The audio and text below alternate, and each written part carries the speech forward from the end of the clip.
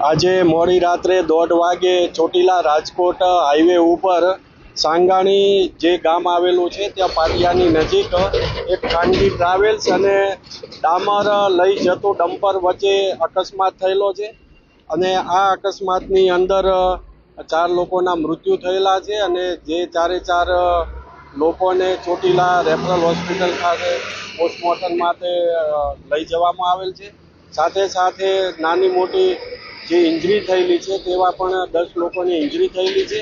એ તમામને 108 દ્વારા Rajkot civil hospital ખાતે ખસેડવામાં આવેલા છે અને તમામની સારવાર ચાલુ છે। બસ ક્યાંથી ક્યાં જતી હતી?